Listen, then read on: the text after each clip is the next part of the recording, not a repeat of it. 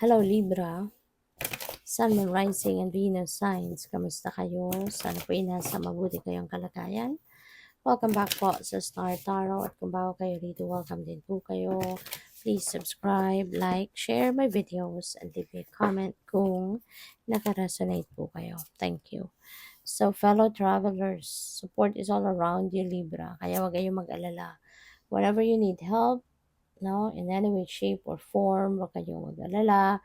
Merong mga taong will be ready to support you. There will be people around you na ready tulungan ka. Okay? Kaya, just reach out to them. Yun na kailangan mong gawin. 'Di ba? Kailangan mo lang na lumapit sa kanila. Kailangan mo lang na humingi ng tulong sa kanila. Okay? Always remember na hindi ka dapat mahiya, hindi ka dapat matakot because all of us, okay, we deserve, 'di ba, na tulungan ng iba. Kasi tayo din, tumutulong din sa iba. So we can expect also other people, no, na kung kailan man natin kailangan din ng tulong, people also, 'di ba, that we reach out to will be helping us as well. Kaya huwag kang matakot, huwag kang mahiya na humingi ng tulong kasi hindi lang ikaw, no, ang pupwedeng mangangailangan ng tulong. Hindi lang ikaw ang taong kailangan ng tulong at this time. No? Always remember na lahat tayo, no man is an island, di ba? Kaya nga lahat tayo at some point sa buhay natin, mangangailangan tayo ng tulong ng iba. Kaya we are all entitled for help. And always remember as well, no, na support is all around you. Kaya wag kang mahihiya or mag-hesitate, no, na humingi ng tulong sa iba. Alright? So we also have solitude. In silence, peace prevails. For some of you, Libra, this is the time that you need to put yourself in solitude. This is the time that you need to do some quiet time. Diba? Engage in quiet times. Kasi kailangan mong mag-isip, kailangan mong magmuni-muni, kailangan mong, alam mo yun, kailangan mong magnilay-nilay. Alright? So, at kung lagi kang may ginagawa, lagi kang busy, when you're always preoccupied, then it's really hard for you, 'di ba, to make a decision. Kaya kailangan, no, na mag-step back ka muna ng kahit saglit lang sa kung ano man ang inyong pinagkakaabalahan, 'di ba, para na makapag-isip ka ng maayos, ng mabuti. So we also have traveling lightly, simplify your life, okay? Para na matanggal na muna, no? This is time for decluttering your life. 'Di ba? Hindi lang tao, hindi lang bagay, hindi lang sitwasyon dito ang maaaring merong pabigat sa iyo. Kaya it's about time na to figure out kung ano 'yan and let it go. Release mo na 'yan, no? Mas magandang bitbitin ang magaan kaysa yung nagpapabigat, 'di ba? Kaya kung ano man ito, mga tao, situation or bagay na alam mong pahirap na lang 'yan sa buhay mo, alam mong hindi naman 'yan beneficial para sa'yo, hindi na 'yan napapakinabangan, i-release it, let it go, hindi mo kailangan 'yan sa buhay mo, okay? When you let go, kung ano man ang mga negativity na lang ang hatid sa'yo, you're making room in your life. You're making room for something new, what is new and what is positive, diba? So what else? So we have embracing. Ayan. So it feels like to me that you are ready to embrace whatever potential is there, whatever opportunity is there na maaring kumakatok sa buhay mo. So, meron din ako nasi-sense dito na parang surrender.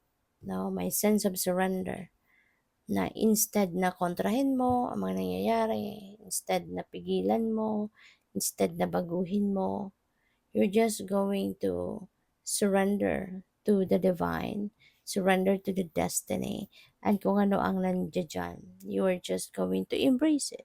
You're just going to accept it. Diba? Parang accepting what is, you know? So, yun ang maaaring gagawin ng iba sa inyo dito, Libra. So, parang your faith is there. Nagtitiwala ka na kung anong mga nangyayari, ano man ang meron, 'di ba? That is for your best interest. That is what's meant for you. Kaya you're just going to embrace it and accept it. So that's good.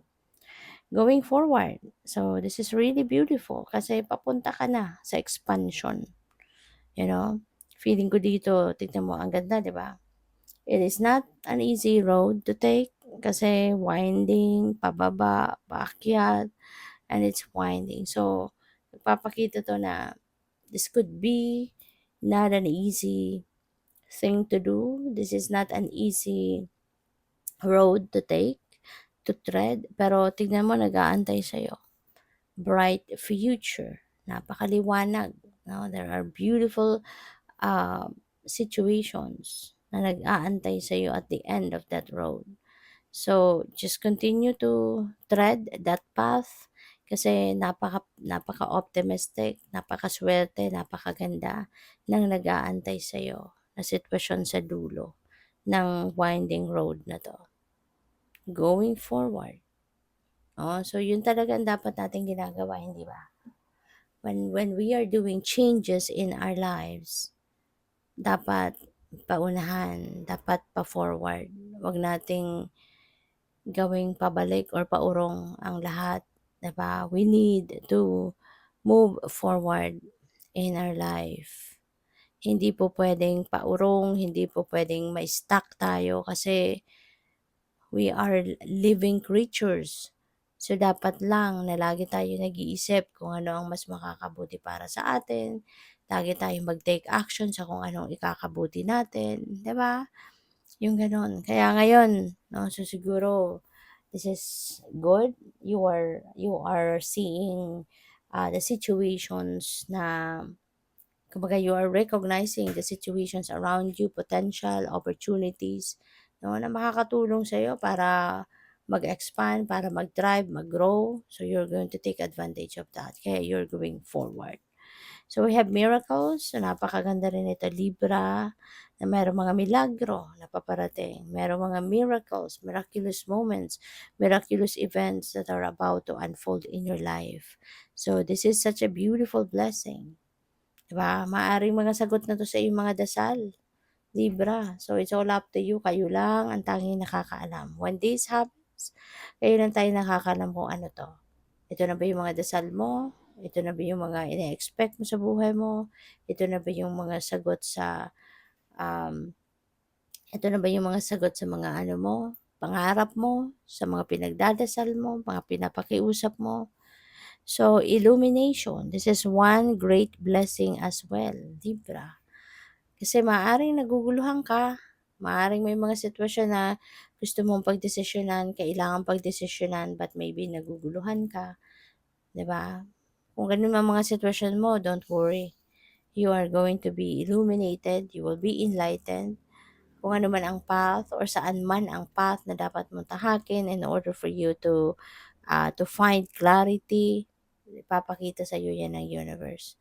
Magliliwanag kung anong path ang dapat mong tahakin. The universe will illuminate that path para makita mo agad, no? So good luck sa iyo. Thank you for watching Love and Light. Namaste.